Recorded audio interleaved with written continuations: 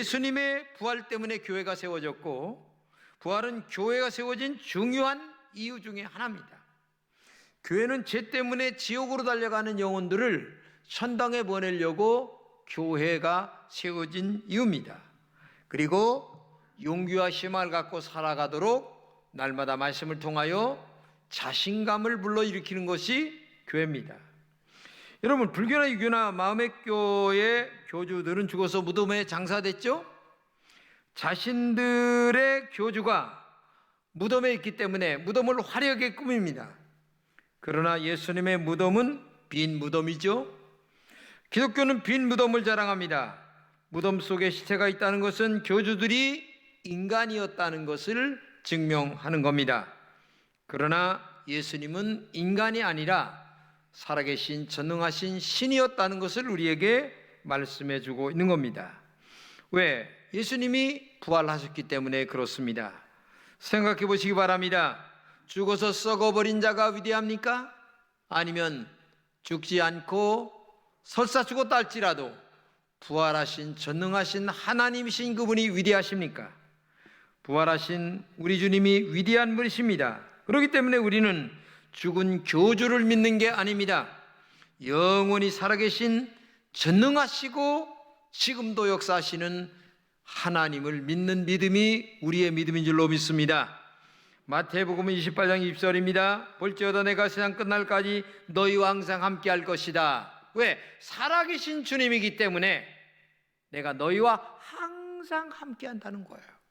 성령으로 함께 하시고 말씀으로 함께 하십니다. 이게 우리가 믿는 전능하신 하나님이십니다.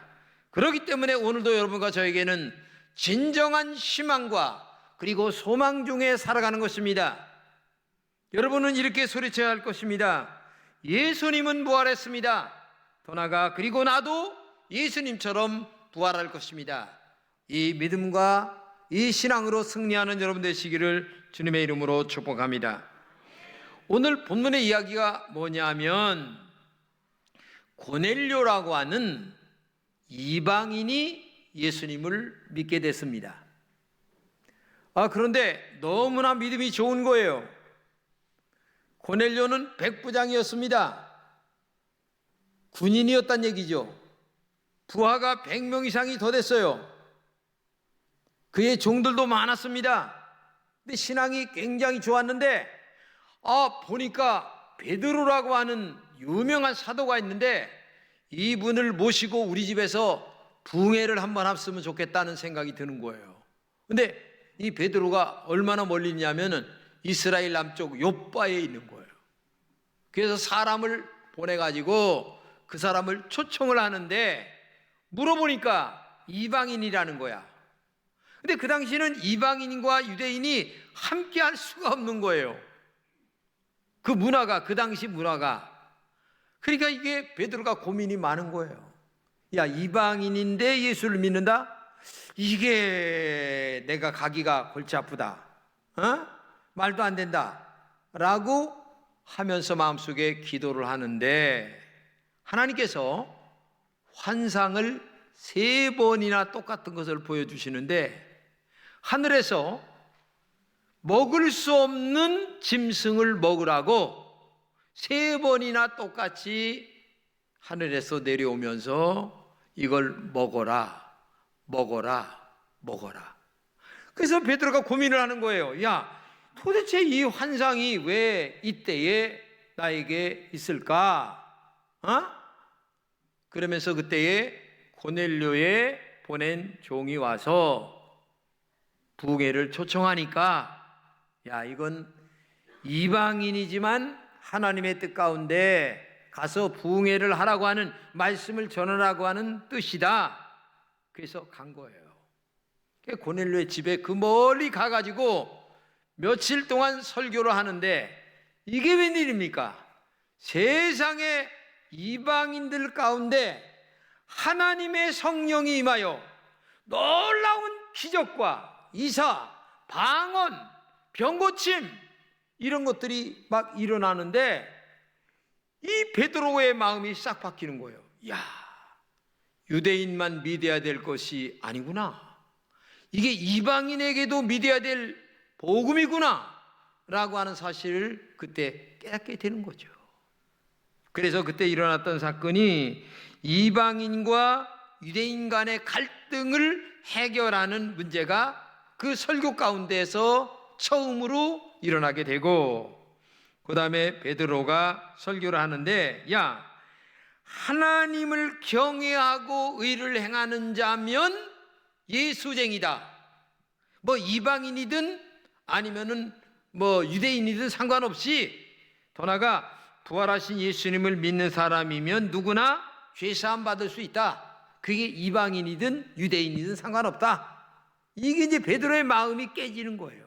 생각에 이 모든 것들이 이제 변화가 일어나기 시작하는 거예요. 그래서 그때부터 이방인들에게도 십자가의 복음이 증거되는 은혜가 열려지는 시작의 출발점이 생기게 되고, 그러면서 또 어떤 사건이 일어납니까? 우리가 알다시피 바로 이 사도 바울이라고 하는 사람이 변화를 받아 이방인에게 전도하는 사건이 또 한쪽에서는 또 일어나는 거예요. 그러면서 그때부터 이방인에게 복음이 증가되는 은혜가 나타나게 되는 거죠. 그렇기 때문에 이 부활의 복음은 화평의 복음입니다. 이방인과 유대인에게 함께 화평의 복음이다. 그리고 유대인에게만 주가 되는 게 아니라 누구에게든지 예수 그리스도를 믿음으로 고백하는 자는 만유의 주가 되시는 분이 바로 예수 그리스도다라고 하는 설교 이야기가 바로 베드로의 설교 가운데 나타나고, 그 맡겼던 담이 허물어지는 사건이 바로 오늘 본문을 통하여 우리에게 나타나게 되는 거죠. 그렇기 때문에 이 베드로의 이 사도행전 10장에 나타난 이 사건은 굉장히 역사적으로 아주 중요한 전환점의 사건임을, 즉 이방인들에게 복음을 전한다고 하는 마음의 변화가, 그리고 사건이, 환경의 변화가 일어나는 아주 중요한 일이었다는 것을 우리가 알아야 됩니다. 그러면 우리는 본문에서 받아야 할 은혜가 있는데, 첫째 뭐냐면 예수님의 부활은 치유와 회복을 우리에게 주고 있다는 거죠. 자, 43절 이하를 한번 보겠습니다. 그를 믿는 사람들이 다 그의 이름을 힘입어 죄사함을 받는다 하였느니라. 베드로가 이 말을 할 때에 성령이 말씀 듣는 모든 사람에게 내려오시니, 베드로와 함께 온 할례 받은 신자들이 이방인들에게도 성령 부어 주심으로 말미암아 놀라니. 이 사건이 이제 아까 얘기했던 그런 얘기입니다. 고넬료의 집에서 설교를 하는데, 놀랍게도 고넬료가 이방인인데 그 이방인에게도 하나님의 성령 부으심이 나타나는 거예요. 성령 부으심이라고 하는 말은 기적과 이사, 병고침의 역사, 그리고 더 나아가 방언의 역사, 여러 가지 도저히 인간적으로 믿을 수 없는 하나님의 능력에 의한 기적 같은 역사가 이방인 고넬료의 집에 있었던 많은 사람들에게 나타났다는 얘기예요. 이 말이 여기 지금 이 본문에 보게 되면 그 이름을 힘입어, 이런 말씀이 나와요. 그러니까 누굽니까? 예수 그리스도의 이름을 힘입어. 그리고 베드로가 이 말할 때에 성령이 말씀 듣는 모든 사람들에게 내려오시니, 성령님은 기적의 원천이죠. 성령님은 모든 치료의 근본이십니다. 성령님은 모든 사람들에게 은혜를 주시는 통로예요. 그런데 베드로의 마음속에는 도저히 이방인들은 구원받아서는 안 될 인간으로 취급을 하고 있었는데, 마음속에 그런 마음을 갖고 혹여나 하고 가서 설교를 했는데 이게 웬일입니까? 세상에 고넬료에게, 고넬료의 가정에게, 고넬료의 친구들에게, 고넬료의 하인들에게, 이방인들에게 성령 부으심이 나타나는데 병고침이 나타나지, 방언의 역사가 나타나지, 귀신이 떠나가지, 도저히 자기가 생각했던 것하고는 전혀 다른 역사가 나타나니까 베드로의 마음속에, 야, 하나님은 우리만 구원받는 게 아니라 이방인들도 구원받아야 될 것을 말씀하시는구나. 그렇기 때문에 예수를 나의 구주로 고백하는 자는 이방인이나 아니면은 뭐 유대인이나 할 것 없이 다 구원받아야 될 사람들이다라고 하는 것을 깨져서 복음의 경계선이 그때 와르르 무너지는 사건이 아주 여기에 나타나게 되었다는 거죠. 여러분, 인간이 살아가는 곳에는 여러 가지 문제점이 많습니다. 내가 내 마음속에 있는 갈등을 해결 못하는 문제도 많고, 또 살아가는데 병 고침의 문제도 많습니다. 물질의 문제도 많고, 인간관계의 문제도 많고, 정말 사람이 살아가는 곳에는 별의별 문제들이 많이 있는데, 방금 성령이 임하시면서 이런 모든 문제들을 해결해 주시는 것을 누가 봤습니까? 베드로가 본 거예요. 그러니까 세상에 이 성령의 임하심, 즉 다른 말로 얘기하면 예수님의 부활하심은 두 가지의 부활을 얘기하는 겁니다. 아까도 얘기했지만은 현실적으로 나의 어려운 문제를 해결해 주시는 현실적 문제 해결의 부활, 그리고 더 나아가 우리가 죽었다가 정말 예수님이 재림하실 때에 우리가 주님의 부활한 몸으로 부활하여 천당에 가는 이 엄청난 영적인 부활, 이 두 가지 부활의 역사가 바로 이 삶의 현장 속에서 나타나고 있다고 하는 사실을 우리가 알아야 되는 것입니다. 그러니까 하나님과의 화평관계가 깨진 인간의 외로움의 문제를 해결해 주시는 것이 성령의 능력이고 부활의 능력이죠. 부여하신 하나님을 떠난 인간의 삶에 궁핍하고 가난하고 어려운 문제들을 해결해 주신 분이 예수 그리스도 그분이십니다. 하나님께 붙들리지 못한 인생은 마귀에게 붙들려 짓눌려 살아갈 수밖에 없는 거죠. 영생을 잃어버린 삶은 질병과 고통 속에 신음할 수밖에 없습니다. 그런데 이런 모든 것들을 현실적으로 해결해 주실 뿐만 아니라 마지막 지옥 갈 인간을 천당까지 해결해 주시는 분이 바로 우리의 구주 되신 예수 그리스도 그분이시다. 부활하신 그분이시다. 그것을 우리에게 말씀해 주고 있는 것입니다. 예수님은 이사야 선지자의 글을 읽으면서 우리에게 진짜 사역을 어떻게 하실 것을 말씀하고 있죠. 누가복음 4장 18절을 이해합니다. 주의 성령이 내게 임하셨으니 이는 가난한 자에게 복음을 전하게 하시려고 내게 기름을 부으시고 나를 보내사 포로된 자에게 자유를, 눈먼 자에게 다시 보게 함을 전파하며 눌린 자를 자유롭게 하고 주의 은혜의 해를 전파하게 하려 하심이라. 네, 이 말씀은 뭐냐? 바로 하나님의 그 성령의 역사가 오늘 지금 당장 우리 속에 있는 어려움의 모든 문제들을 해결해 주시는 오늘의 부활을 우리에게 지금도 말씀하고 있다는 것을 얘기하고 있는 것입니다. 그렇기 때문에 여러분들이 살면서 힘들고 어려운 일들이 많이 있을 것인데 그때마다 우리의 지금도 부활하신 그 주님에게 우리의 어려운 문제들을 가지고 나와야 됩니다.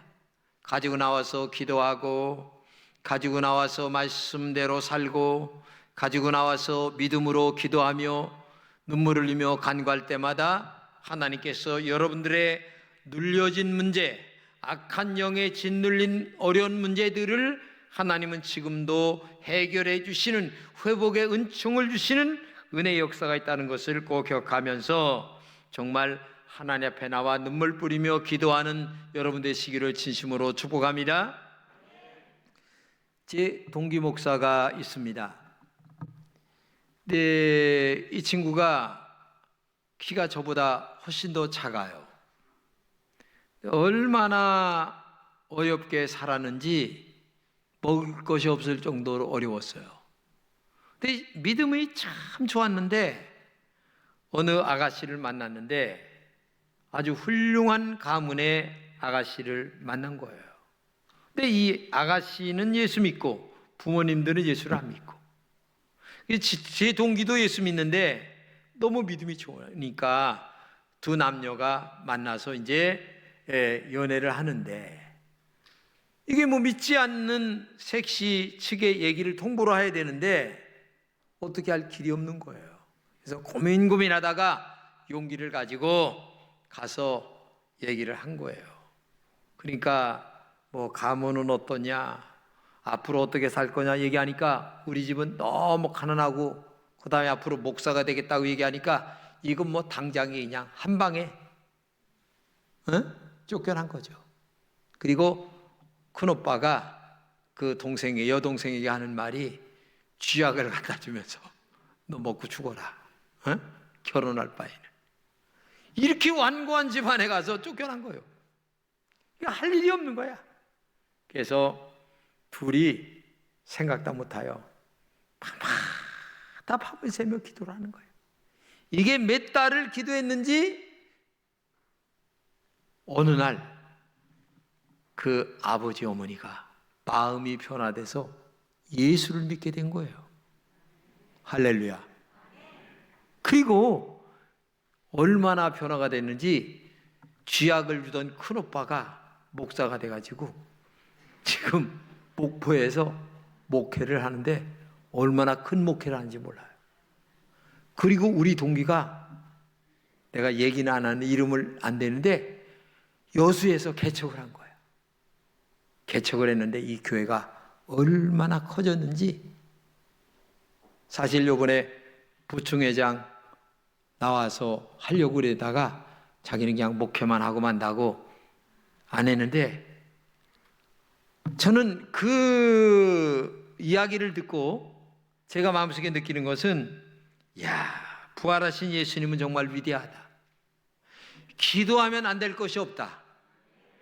기도하면 오늘의 삶의 부활의 역사가 나타난다.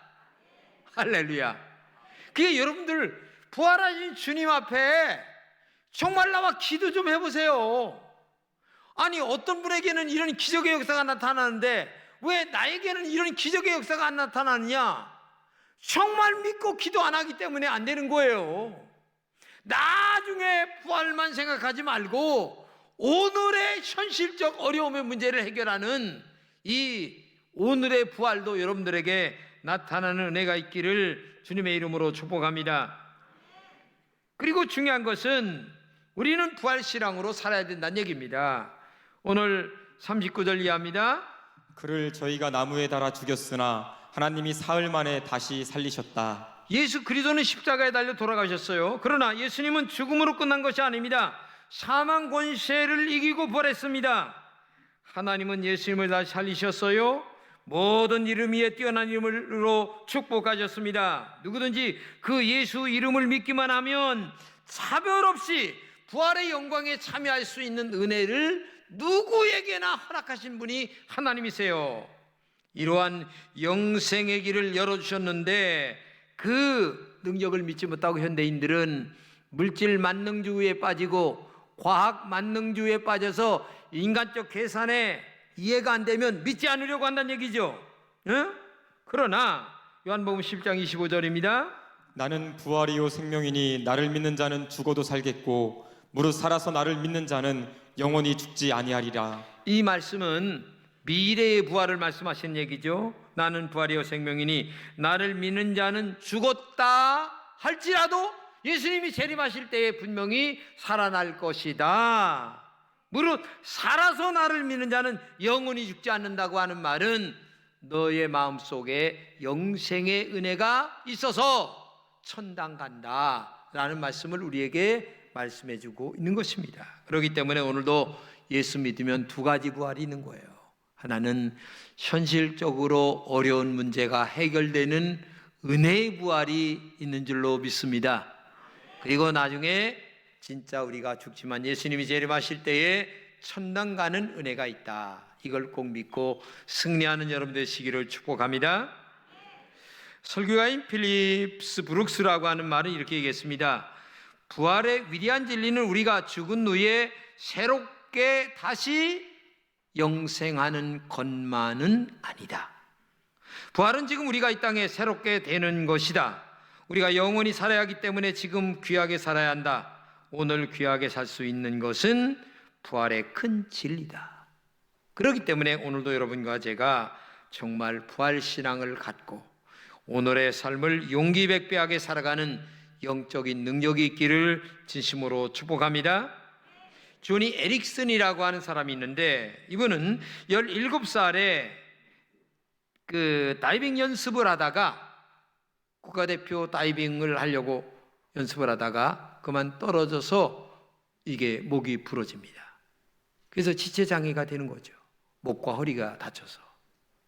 근데 얼마나 어린 나이에 이런 일을 당하니까 죽고 싶다, 이 얘기밖에 없는데, 그래도 마지막 내가 하나님 앞에 한번 기도하자 하고서 열심히 기도를 했습니다.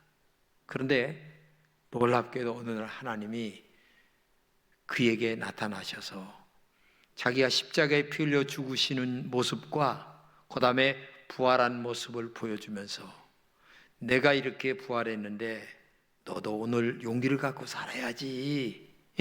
비록 몸은 지체자유지만 너의 정신만은 살아있어야 되지 않냐 하는 말씀을 주시는 거예요. 이때 이 에릭슨은 놀라운 변화를 가져옵니다. 그는 이렇게 주님을 만나는 얘기합니다. 내가 지금은 장애인이지만 나는 예수님처럼 마음은 건강하다. 그리고 영화로운 몸으로 부활해서 내 발로 걸을 것이다. 수영도 할 것이다. 춤도 출 것이다. 이런 용기백배하게 살아가면서 책을 하나 냅니다. 한 발 더 멀리라고 하는 유명한 책을 내는데, 이게 베스트셀러가 돼서 아주 유명한 조니 에릭슨이라고 하는 사람이 이 땅에서 유명한 인물이 되게 됩니다. 근데 그는 그 책에서 또 이렇게 얘기합니다. 나에게 장애가 있지만 하나님은 나에게 목적을 두게 하셨습니다. 여러분 힘을 내십시오. 하나님은 당신에게도 목적을 두셨습니다. 나는 휠체어에서 일어나지 못하지만 하나님의 은혜가 나에게 가득 차 있습니다. 부활하신 예수님이 나와 함께 하시기 때문에 나는 무엇이든지 할 수 있습니다. 나는 장애가 있지만 실패자는 아닙니다. 나는 소망이 있기 때문에 정말 행복합니다. 여러분들도 나처럼 행복하게 사시기 바랍니다. 이게 에릭슨의 유명한 얘기예요. 여러분, 이 사람은 두 가지 부활을 경험한 거죠. 현실적 어려움의 부활, 그리고 미래의 천당 가는 부활. 오늘 이걸 여러분 믿어야 됩니다. 본문 42절입니다. 우리를 명하사 백성에게 전도하되 하나님의 산자와 죽은 자의 재판장으로 정하신 자 곧 이 사람인 것을 증거하셨다. 한마디로 얘기하면 이 에릭슨처럼 살아있을 때에 예수 잘 증거하고, 내가 예수 믿고 현재적 부활과 미래적 부활을 함께 경험했다. 너희들도 예수 믿어야 된다. 천당 가야 된다. 나처럼 용기와 희망으로 살아가라. 이 얘기가 여러분의 입에서 나올 수 있도록, 힘들고 어렵고 정말 눈물나고 짜증나는 일들이 많이 있겠지만은 믿음은 이기는 겁니다. 믿음은 승리하는 것입니다. 믿음은 용기 있게 사는 것입니다. 오늘 여러분들에게 진정한 부활 신앙이 있다면 이 믿음으로 승리하셔서 날마다 하나님께 영광을 돌리는 여러분 되시기를 진심으로 축복합니다.